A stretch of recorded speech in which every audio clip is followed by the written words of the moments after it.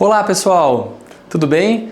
Nesse vídeo nós vamos falar sobre a jornada do tratamento. O que é isso? É como é que é feito o passo a passo da conduta clínica ao longo do tratamento com alinhadores. O que a gente faz em cada uma das consultas. Claro, a gente já falou daqui da primeira consulta, já falamos da segunda, da colagem de atátimas, de PR, e agora nós vamos falar o que fazer nas consultas, digamos, normais, onde a gente vai estar conduzindo esse caso, acompanhando a troca dos alinhadores. O que a gente avalia nessas consultas para ver se o trem não está saindo dos trilhos, se está tudo correto, se não tem alguma coisa indo errada, né?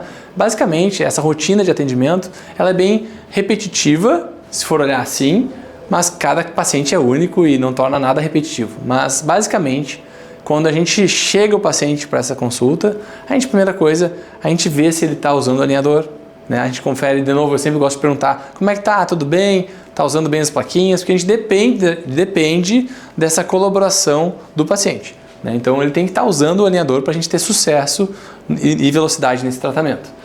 Depois a gente vai passar o paciente para a cadeira. O que a gente vai fazer? A gente vai checar o encaixe do último alinhador, ver se o encaixe está... O que é isso? A gente vai avaliar se esse alinhador está bem adaptado e hermeticamente encaixado em todos os dentes, sem bolhas de ar ou sem espaços entre o alinhador e o dente. Se tem bolhas de ar ou espaço, a gente chama isso de perda de tracking, que significa que o alinhador está indo e o dente não está acompanhando esse movimento. Aí já acende uma luz amarela, pode ter alguma coisa errada ali, falta de espaço, o paciente não está usando direito.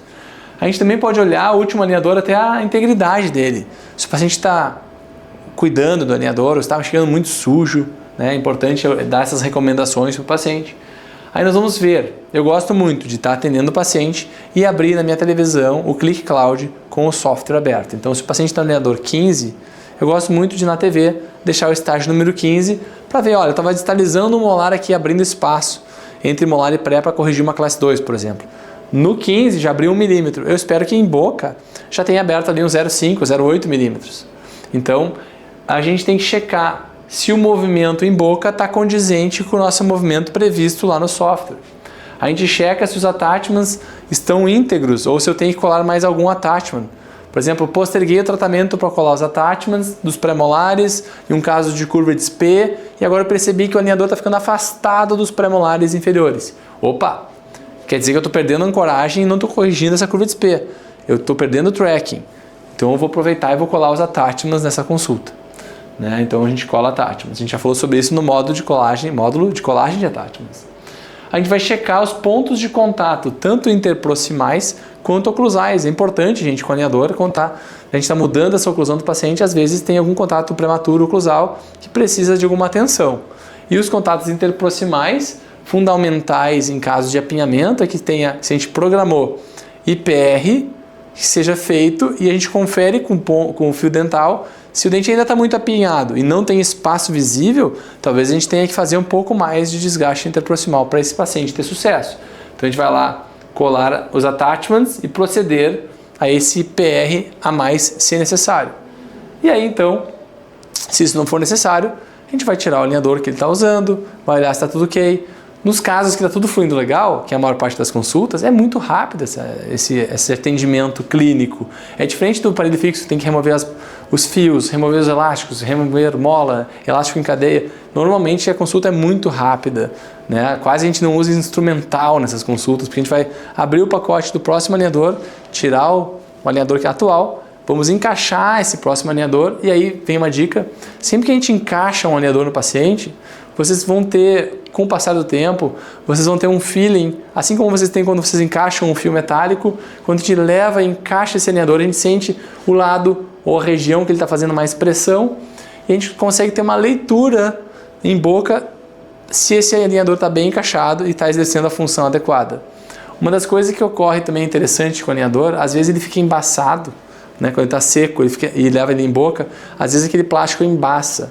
O que é isso? Ele fica, eu vou mostrar um slide com isso, ele fica embaçado na zona onde o plástico se afasta do dente e fica transparente com saliva na zona onde o plástico está tocando no dente. Então vamos supor que a gente fosse girar um incisivo central, uma rotação. Ele vai ter uma zona de pressão de um lado e afastamento do outro. Então esse embaçado fica só de um lado, uma zona de ar, e aqui tem pressão. E se a gente está fazendo uma rotação e isso está acontecendo, é legal, porque a gente consegue interpretar no alinhador o movimento que está sendo executado lá no dente.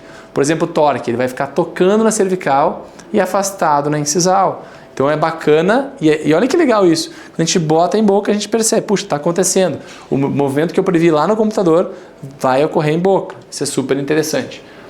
Então, a gente encaixa esse próximo alinhador, vê se está tudo ok com o paciente, se ele consegue colocar e remover, e aí então a gente pega os próximos pacotes, por exemplo, estou no alinhador 10, encaixei o alinhador 10, vou pegar ali o pacotinho do 11 e do 12, vou dar orientações para o paciente quanto ao uso de elásticos intermaxilares, quanto à higiene, dar uma orientação para limpar o alinhador.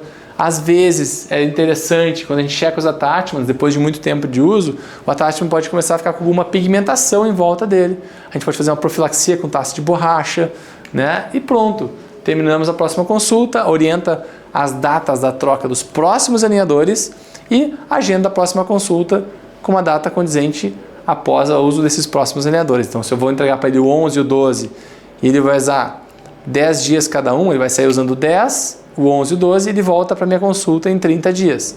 E aí, na próxima consulta, a gente checa essa rotina novamente e segue o tratamento desse paciente. Então, lembrem de sempre acompanhar o tratamento no ClickCloud.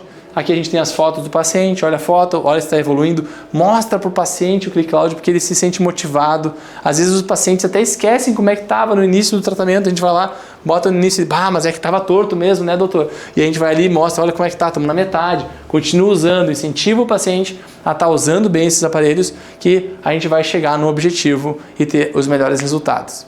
Tá bom, gente? Então essa é a nossa rotina e aí teremos então um vídeo depois explicando para vocês o que fazer se tivermos intercorrência. Poxa, essa rotina aqui deu errado, o encaixe não está legal. O que nós temos que fazer agora? A vaca foi pro brejo, é o que nós vamos ver no próximo vídeo. Um abraço e até a próxima.